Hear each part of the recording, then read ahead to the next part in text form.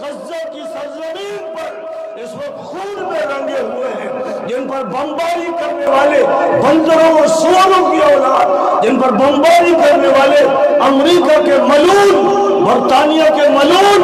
France اور جرمنی کے ملعون اور ان کا ساتھ دینے والے بندر اور سور اور خبیث جانور، آدم خور بھیڑیے اور درندے ہیں۔ تمام شہداء تاریخ اسلامی جن سے روشن ہے اور اسلام کے پلے میں جن سے وزن ہے اور مسلمانوں کی جن سے عزت ہے اور رفعت ہے، اور جس سلسلے کی آخری کڑی نہیں کہتے لیکن اس سلسلے کی ایک بڑی کڑی وہ ہے ان شہیدوں کی ہے جو غزہ کی سرزمین پر اس وقت خون میں رنگے ہوئے ہیں، جن پر بمباری کرنے والے بندروں اور سوروں کی اولاد، جن پر بمباری کرنے والے امریکہ کے ملعون، برطانیہ کے ملعون، فرانس اور جرمنی کے ملعون اور ان کا ساتھ دینے والے بندر اور سور اور خبیث جانور، آدم خور بھیڑیے اور درندے ہیں۔ وہ بوڑھے، وہ جوان، وہ عورتیں، وہ بچے جو اللہ کے لیے اپنی شہادت پیش کر رہے ہیں کہ اللہ نے جن کو ملعون کہا، جن کو مغضوب علیہم کہا، جن کو بندر اور سور کی اولاد بتایا، ان سے جنگ فرض تھی، پوری ملت پر فرض تھی۔ جو مسلم ملک کہلاتے ہیں، جو عرب ممالک کہلاتے ہیں، اللہ کی طرف سے فرض تھا اگر تم مسلم ہو، اگر نبی کے راستے پر چلتے ہو، اگر شہداء کے راستے پر چلنا ہے تو تم پر فرض کیا گیا ہے کہ ان بندروں سے مقابلہ کرو، آدم خور بھیڑیوں سے مقابلہ کرو، ان درندوں سے مقابلہ کرو، زمین ان سے پاک کر دو۔ لیکن پوری امت کا فرض کفایہ حماس کے جوانوں نے ادا کیا، جنہوں نے اپنی جانیں ہتھیلیوں پر رکھی اور دنیا کی جہنمی طاقت سے مقابلے کے لیے میدان میں آگے۔ اور جو ہتے گھر پہ رہنے والے بزرگ بوڑھے، ہماری مائیں، ہماری بہنیں، ہماری بیٹیاں، ہماری بہویں، ہماری اولاد، ہمارے پوتے نواسے، وہ بچے وہ ہمارے ہیں، پوری امت کے ہیں، اس امت کے ہر فرد کے ہیں۔ ان کے ساتھ جو ظلم ہوا اس دور میں، النبیین والصدیقین والشہداء، اس میں اس فہرست میں بہت ہی سنہرے ناموں سے لکھے ہوئے ہیں ان افراد کے نام جو غزہ کی سرزمین پر شہید ہوئے، الضفۃ الغربیہ، مغربی پٹی کی سرزمین پر، نابلس کی سرزمین پر، حیفا کی سرزمین پر، اور فلسطین کے کسی بھی حصے کی سرزمین پر، اور مسجد اقصی کے اندر اور اس کے دالان میں اور اس کے صحن میں جو شہید ہوئے ہیں اور شہید ہو رہے ہیں۔ پوری امت کے لیے وہ ہیرو ہے، پوری امت کے قائد ہیں، پوری امت کی طرف سے فرض کفایہ ادا کرنے والے افراد ہیں، جنہیں پہچاننا ہے حق، جنہیں پہچاننا ہے حق، ان کو پہلے النبیین کو دیکھنا ہے، پھر الصدیقین کو دیکھنا ہے، پھر الشہداء کو دیکھنا ہے، پھر اس پوری امت کے وہ صالحین ہیں جو اپنی اپنی جگہ صلاح اور فلاح کے کام میں لگے ہیں، اللہ کے دین سے جڑے ہیں، اللہ کی رسی پکڑے ہیں، نبی کی سنت ہاتھوں میں مضبوطی سے دابے ہوئے ہیں،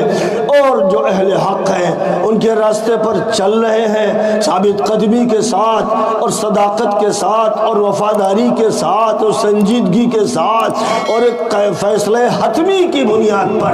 اس راستے پر چل رہے ہیں۔ یہ صالحین ہیں، یہی چار طبقات ہیں جن سے صراط مستقیم کا تعین ہوتا ہے۔ اور یہ بھی بات بڑی عجیب ہے کہ نبی صلی اللہ علیہ وسلم نے صراط مستقیم پر چلنے والے لوگوں کی جب وضاحت فرمائی تو آخری دور کے بارے میں اور ہر دور کی ترجمانی کرتے ہوئے یہ فرمایا تھا، لا تزال طائفة من أمتي ظاهرين على الحق لا يضرهم من خذلهم إلى قيام الساعة۔ ایک طبقہ میری امت کا ہر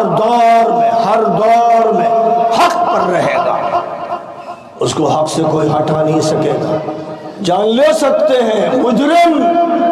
جان لے سکتے ہیں، مال چھین سکتے ہیں، حق سے ہٹا نہیں سکیں گے۔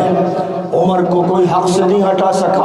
عثمان کو حق سے نہیں ہٹا سکا، علی کو حق سے نہیں ہٹا سکا، اور حسن کو حق سے نہیں ہٹا سکا۔ زہر دے کے مارا مجرموں نے، ملعونوں نے، اور حسین کو علیہ السلام 100 بار نہیں، 1000 بار، لاکھوں بار حسین کو اور نبی پاک علیہ السلام کے خاندان کے جوانوں کو، بچوں کو، خواتین کو ظاہر ہے کہ یہ مقام عطا فرمایا گیا کہ پوری امت کے لیے وہ شہادت کی شہادت دیں گے، یعنی مرتبہ اور مقام شہادت کے گواہ بنیں گے، اور اس کے بعد ان سے صراط مستقیم طے ہوگا۔ صراط مستقیم زین العابدین بتائیں گے، صراط المستقیم زید ابن علی بتائیں گے، صراط مستقیم یحییٰ ابن زید بتائیں گے، صراط مستقیم ذو النفس الزکیہ بتائیں گے، صراط مستقیم وہ بتائیں گے جو ان سے وابستہ تھے، حضرت سیدنا عبد القادر جیلانی بتائیں گے، نظام الدین سید نظام الدین اولیاء بتائیں گے، حضرت سیدنا معین الدین چشتی بتائیں گے، اور ان کے راستے پر چلنے والے جو صدیقین ہوں گے، جو شہید ہوں گے، جو صالحین ہوں گے، وہ بتائیں گے کتاب کے اندر مت دیکھو، باہر دیکھو، آنکھیں پھاڑ کے دیکھو، کربلا کو دیکھو، اور اس کے بعد کے میدانوں کو دیکھو، اور صراط مستقیم ابو حنیفہ بتائیں گے، مالک بتائیں گے، شافعی بتائیں گے، احمد بتائیں گے، اوزاعی بتائیں گے، لیث بن سعد بتائیں گے، ابن مبارک بتائیں گے۔ صراط مستقیم کی تفصیلات کہیں بخاری بھی ذکر کریں گے، مسلم بھی، ترمذی بھی، ابو داؤد بھی، نسائی بھی، دارمی بھی، ابن ماجہ بھی، بیہقی بھی، دارقطنی بھی، حاکم نیسابوری بھی۔ کتنوں کے نام لیجئے گا جنہوں نے دفتر کے دفتر تیار کر دیے اس کو بتانے کے لیے کہ صدیقین کون تھے، شہداء کون تھے، صالحین کون تھے۔ تو راستہ بالکل واضح اور متعین کر دیا گیا، دوسری طرف منفی طور پر بھی بتا دیا گیا، غیر المغضوب علیہم ولا الضالین۔ اے اللہ، جن پر تیرا غضب بھڑکا، جن سے تو ناراض ہے، جن پر لعنت تو نے برسائی،